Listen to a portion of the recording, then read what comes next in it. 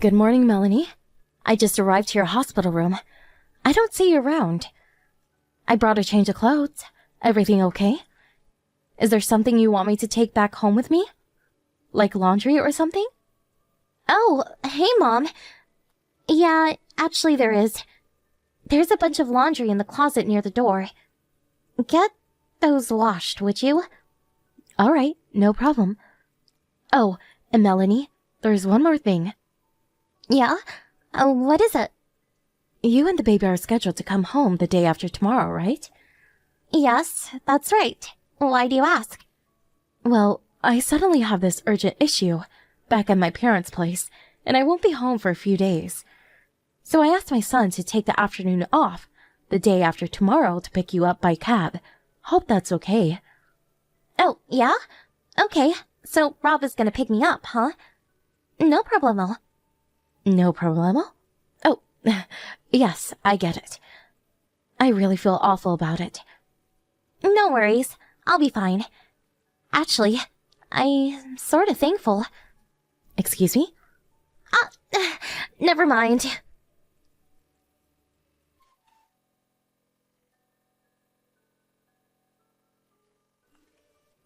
Hey, Mom. Weren't you supposed to be back from your folks' place about now? Yes, that's right. I should be home in about an hour or so. Oh, yeah? You don't have to come home. Oh, wait, pardon me? After your husband died, your son Rob and I live in the main house. And you live in the attached cottage out back, right? Yes, that's right. What about it? Since I'm alone, I prefer the smaller house. Less to clean, it's actually quite comfortable. Although we live on the same property, we made it a rule that we would not interfere with each other's lives. I see. Then it's decided. Please vacate that cottage, please. Excuse me? But why do you say that? Seems obvious, right? After your husband passed away, the house was handed down to Rob, who's your only son.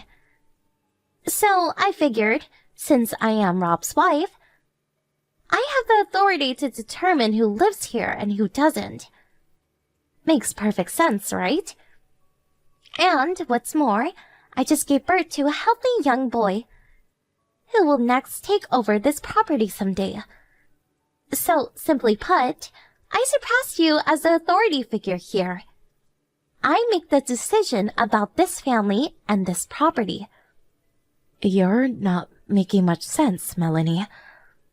If you can't understand, I can explain it to you again. If you like, I got all the time in the world. Oh, and that little cottage you're living in now? Once you're out, my folks will move in, so I'd appreciate it if you get your stuff out of there ASAP. Thanks. I really wish you would stop making all the decisions like I didn't even exist. Considering that it would be hard bringing up a kid, it would be way easier for me to ask my folks rather than my mother-in-law, who I hardly know. Don't you agree? Don't you agree that a stress-free environment is important for bringing up a child? For both mother and child? So, you feel that my presence is stressful. Is that what you're trying to say? Please, Mom, don't get me wrong. It's not just about you. I just grew up thinking that, that all in-laws are supposed to be a little, cruel and nasty. Does Rob feel the same way as you? I haven't asked him, but I'm sure he feels exactly the same. But I can't be persuaded to change my mind. If I can get $10,000 a month as support payment, my mind can be easily swayed. Pardon me, $10,000? Obviously, you can't pay such a fortune, so I want you out of the cottage by the end of the day. Even if I was to leave, I still have a lot of stuff in the house. I need a few days. I bet you're just saying that, and then you're gonna squat there forever. I have other accommodations, so that won't be necessary. Are you sure about that? I remember when you first moved in, Melanie. Those huge cardboard boxes? How did you even get those boxes to the house? I've always wondered about that. You know perfectly well how hard it is to move. It's not as easy as packing a bag and saying goodbye. Yeah, but I really doubt you have somewhere else to live, but again, that's your problem. Okay then, I'll give you until Sunday to move out. That should be more than enough time. If you're even a day late in moving out, we cut family ties and you'll never see your grandchild ever again. You're out of the house, like it or not. Just keep that in mind. Cut family ties, huh? I may be saying that to you sooner rather than later. Yeah, whatever.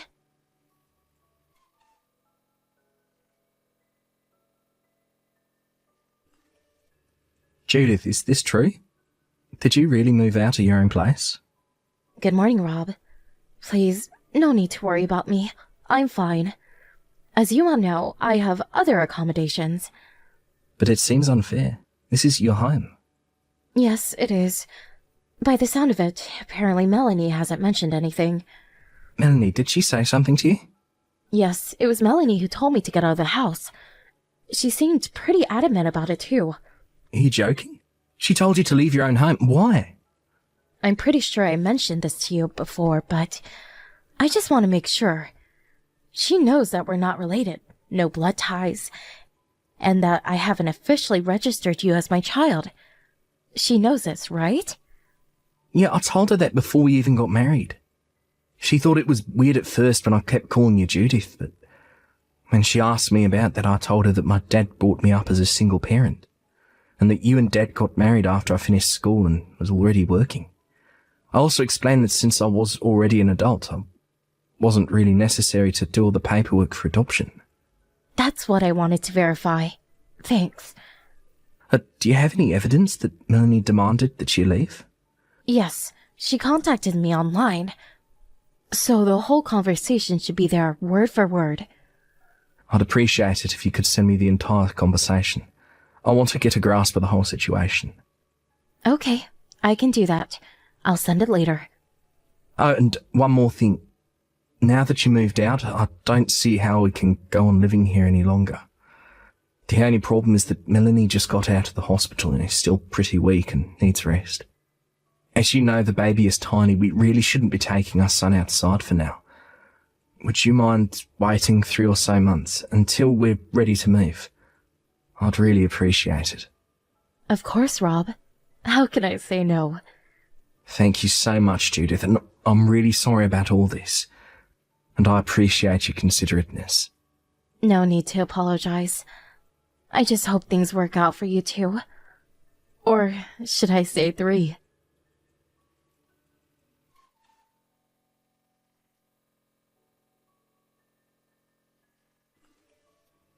Hey, pick up, would you? This is my first time hearing about this. What's going on? Oh, hello, Melanie. It's been a while. How are you? Let's cut the niceties, shall we? Why the hell do we have to move out? You're the one who was supposed to get the hell out of here. I finally scheduled it so that my folks would move in. As a matter of fact, they just terminated their apartment lease and packed their stuff. What the hell is going on? What have you done? I'm sure you heard everything from Rob.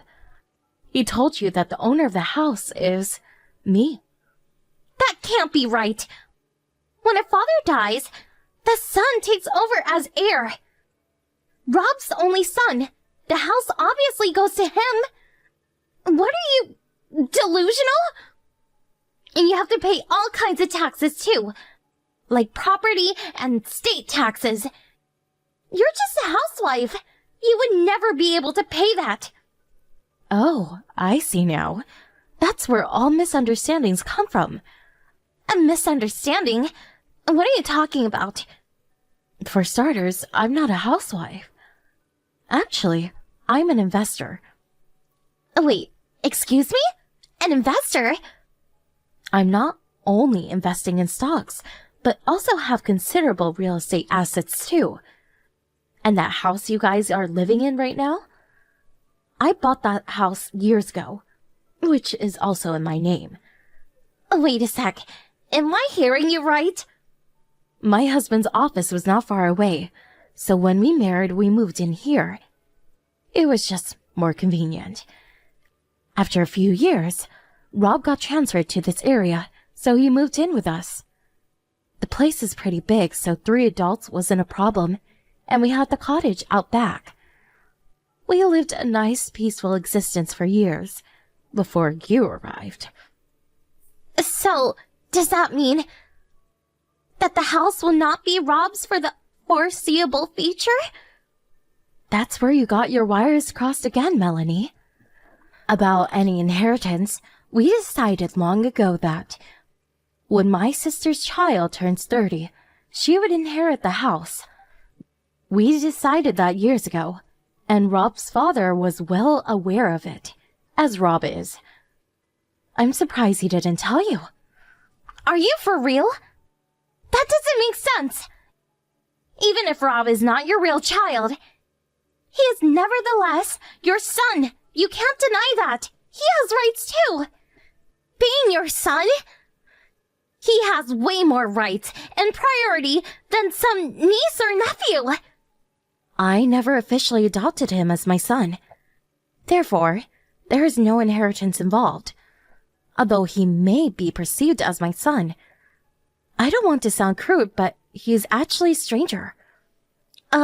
Wait a second. So, does that mean, no matter what I do, this house will never be mine? That seems to be the case. You can't do this! No way! I won't let you do this! I already talked to Rob about all this. I'm bewildered by your reaction. I thought it was all resolved. This wasn't how it was supposed to end! We were supposed to get the house. My folks were supposed to. Am I hearing you right? Was that your intention? To somehow outright own that house? Is this what it's all about? Yeah, so what? I have no say in what you two are going to do going forward. That's for you and Rob to decide. Excuse me? I decided to move out and live at my summer home near the ocean. As for that house, I'm going to put it up for rent in the near future. Once I get the schedule figured out, I'll send you the date I will need you to move out. I would appreciate it if you get all your things packed and ready to move out by then. How did it turn out this way? What's going on? Can you at least give us that summer home?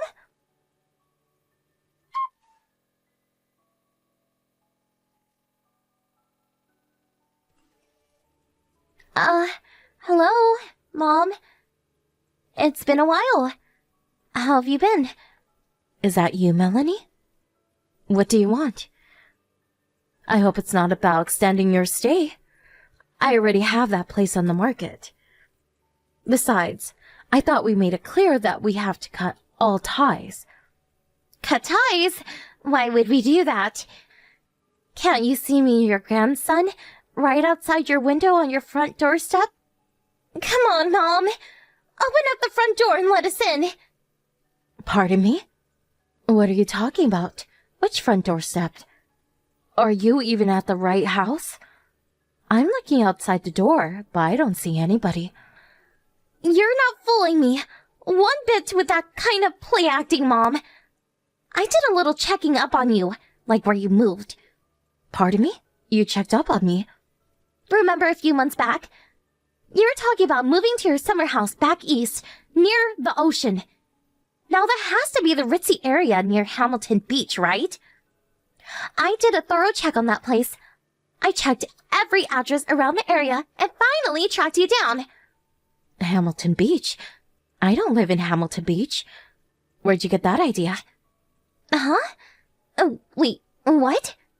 There are plenty of other areas that have wonderful beach resorts all up and down the East Coast.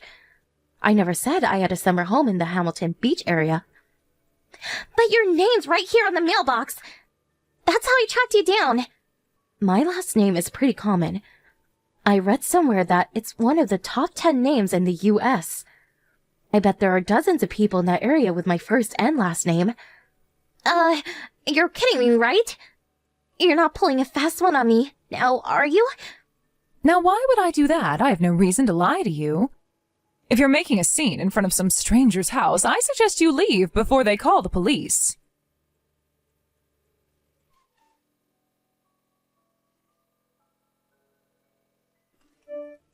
That was a close call. I talked my way out of it. I said I was lost. That guy was about to call the cops on me. So, Melanie, what's this all about? Pardon me? Why did you come all the way out east to find me?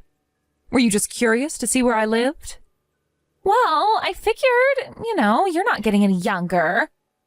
Maybe you wanted us to live with you. I mean, with your grandson and all. Live with me? You want to move in with me? Yeah, your husband's passed, living all alone. Figured you'd want some company. I really don't need a total stranger to be concerned about my well-being. But you're living alone and... I didn't mention this before, but I plan on living with my other son. My real son and his family. You have a son? You mean... Yes. We're planning on constructing a 2-family home not far from here. We'll live separately, but live on the same property. Kind of like the arrangement we had before, but more spacious. Oh, wait a minute. You're talking about Rob and his family. Family being me and your grandson. Why didn't Rob tell me? What a relief. But if that's your plan... I would appreciate it if you could maybe stay at that nice little summer home and have my folks move into this new house. Now that would be the best outcome possible. There you go again, Melanie, always coming to hasty conclusions. I said my real son. I wasn't talking about Rob. Not Rob. Wait a sec, what? I have a 28-year-old son from a previous marriage. I suppose that makes him Rob's younger stepbrother. I talked to Rob about this already. I told him I was going to live with my real son and his family. Oh, and they have a 2-year-old daughter. You already have a grandchild? Didn't I tell you this before? I thought I did. Did you? I don't recall. Oh, and didn't Rob file for divorce? Who told you? I don't live with Rob anymore, as you know, but I do keep in touch with him. Despite what you think, Rob and I are on good terms. We've always seen eye to eye. The reason he filed for divorce is mainly because of your infidelity. When did you find out about... I know a lot more than you think, Melanie. Including the fact that the child you gave birth to was not Rob's at all. Rob confided in me that he has no idea who the father is. The DNA test proves it's not his. When did you talk to him about... No use trying to deny it, Melanie. He told me everything. But there must be something. I better get going. I'm having some friends over this afternoon. Please, Mom, Judith, please. I have nowhere to live. Goodbye forever, Melanie. Please, Mom.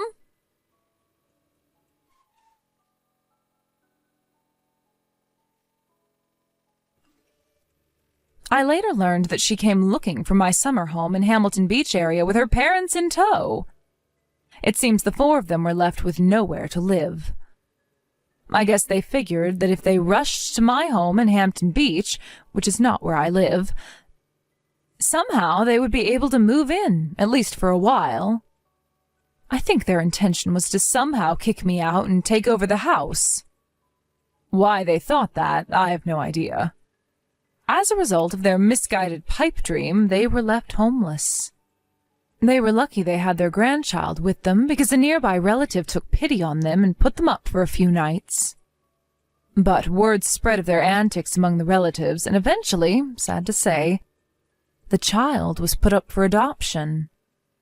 I hear they worked out some deal with a relative who owns a ranch out in Montana. They were allowed to live in a converted barn for the foreseeable future. It's apparently a pretty hard life on a farm. But evidently they are trying to make ends meet as best they can.